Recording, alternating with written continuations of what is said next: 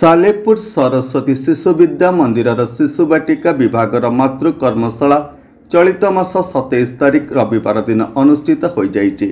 शिक्षा विकास समिति ओडिशा शिशु बाटिका व्यवस्था को माँ मानक माध्यम रे परिवार रे पहुंचाइबार लक्ष्य नहीं शिशु बाटिकार स्वरूप पाठ्यक्रम और क्रियाकलाप संबंध में धारणा देवा लगी मातृ कर्मशाला आयोजित होइतिला।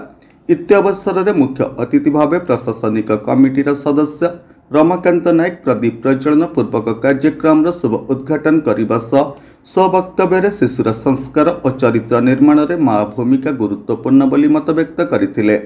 मुख्य वक्ता भाव स्थानीय श्रीरामचंद्र विज्ञान उच्च माध्यमिक विद्यालय उपाध्यक्षा सुलेखिका सुवक्ता तथा शोभनीय शिक्षाश्रम संयोजिका ज्योतिर्मयी महांती जोगदे शिशुर सर्वांगीन विकास में मातृशक्तिर गुरु भूमिका रही मत व्यक्त करते।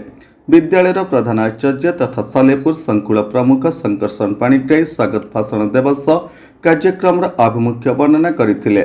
शिशु बाटिका प्रमुख पुष्पलता नायक निमंत्रित अतिथि मानक परिचय प्रदान करते।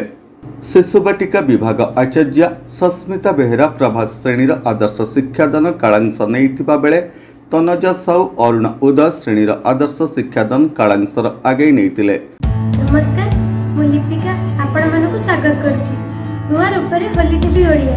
होली टीवी ओडिया सहित जोड़िया पई आपण माने लाइक करंतु, सब्सक्राइब करंतु, शेयर करंतु। प्रातः पर्याय प्रमुख अन्नपूर्णा स्वयं धन्यवाद अर्पण करथिले। शिशु बाटिका विभाग आचार्य विदायिनी नंद आश्रिता प्रियदर्शिनी कल्पना खुंटिया संगीता मिश्र समेत प्रातः पर्यायर समस्त आचार्य कार्यक्रम सहयोग करते। कार्यक्रम में शताधिक माँ और शिशु जोग देते। परिप्रेक्षी में शिशु बाटिका विभाग शिशु मानक द्वारा चित्ताकर्षक बाल्यनाट्य हरिणीर प्रार्थना परिवेशित हो उच्च प्रशंसित होता।